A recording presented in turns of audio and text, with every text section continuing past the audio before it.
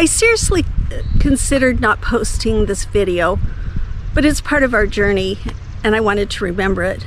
But I look really tired after replacing our trailer, going to Colorado and getting the registration and then driving clear to Washington. It was a lot and I looked rough. So what they say about your mental and physical health, it really does make a difference in how you look and how you feel.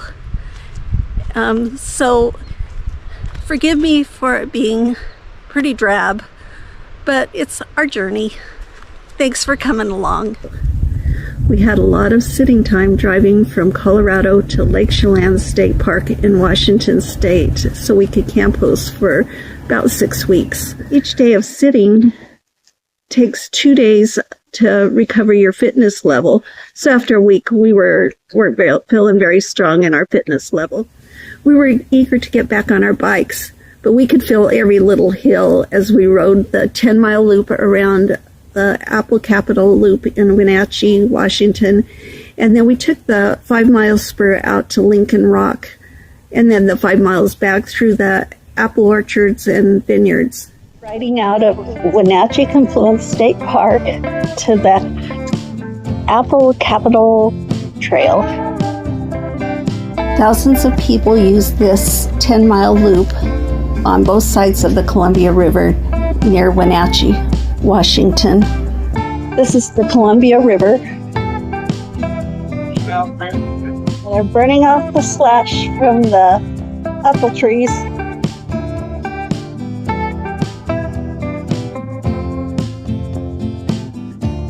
The trail crosses the Wenatchee River twice and the Columbia River once, and has many access points to start. I'll leave a link in the description below of the trail. Wenatchee's the apple capital, with over 20 varieties are grown in Washington state. The floods and volcanic ash make the dirt or the soil rich in nutrients. Harvesting fruit is time-sensitive, labor-intensive, and all-important. As orchards grow in size, skilled migrant pickers have become essential for the fruit's timely harvest. There's been a steady decline of honeybees all across the United States, so they're trying to help the honeybees here. Starting April 1st, the section between Wenatchee State Park and Lincoln Rock State Park is closed because of the honeybees, but you can go through after 12 o'clock. If they're like a 4-hour window, and then it closes again in the evening. Gotta save the honeybees. When we were driving through the Wenatchee Valley of the apple farms, there were a lot of trees that had apples still on them that had rotted. And it turns out they had an early freeze. Plus, they didn't have enough farm workers to harvest them. So they just lost hundreds of thousands of dollars in proceeds. This section of the apple trees are in bloom.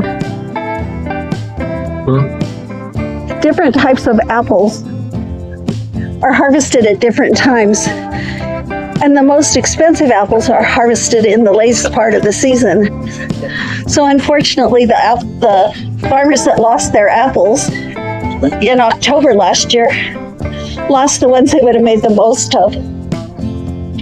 It gets pretty hot in the summer in this valley, so this is the perfect time to ride. We're riding by orchards and vineyards towards Lincoln Rock Trail.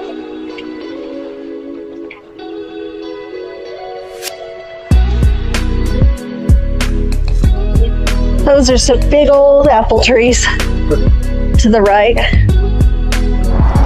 We just came from the West Loop Trail and now we're heading on the East Loop Trail. We're crossing over the Columbia River.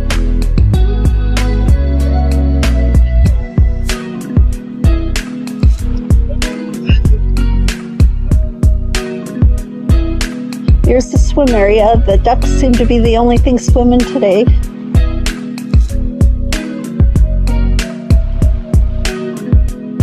And there's the boat dock.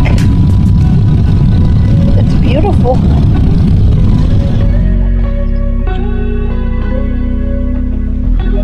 It's March 26th and there's a little bit of a cool breeze this morning. It's almost noon, but it's still less than 50 degrees Fahrenheit. Rocky Beach Dam has fish ladders for the salmon to go upriver to spawn, and then they have the chutes for the baby fish to come out to sea. We rode from Wenatchee Confluence State Park along the Apple Capitol Loop, and that's a 10-mile loop. And then we took the spur to Lincoln Rock State Park. It adds another 5 miles and then 5 miles back. And it's a beautiful ride right along the Columbia River. Welcome to Lincoln Rock State Park.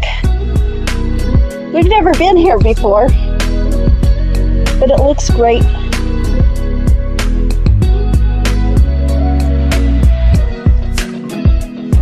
The Columbia River Gorge was caused by the biggest 2 floods in North America. There was a huge flood from Lake Missoula through the valley. That had to be a shocker. And Lake Columbia, Okanagan lobe of ice-blocked Columbia River northeast of here. The river backed up, creating 1,500-foot deep glacial Lake Columbia. Eventually, Lake Columbia broke through its dam, it's sending floods down this valley. That had to be an even bigger surprise. Site 1 and 2, 3 and 4, they look like they're just dry camping. There's no water hookups or electricity in this section. Sites 10, 11, 12, it keeps going, and you're right along the river. Yeah, they are nice spots. And they're pretty level. Yeah. Site number 18 looks perfect. You're right by the river and there's a big space in front of you. But 19's lovely. Looks like they're all primitive camping though. Yeah. And they have restrooms so with showers. The next campground loop has, looks like full hookups for the camp host. And there, it looks like there's water and electric in the loop. There are a lot of sites here. Here's site 94. And I think it's just water and electric. No sewer. The site with the electric hookups, they're the higher numbers. They're big sites too. I'm not sure, and it looks like there's moorage for boats, so I'm not sure. And there's more bike paths to the right. I like it. After all that activity, it was time for breakfast at the Wild Huckelberry restaurant.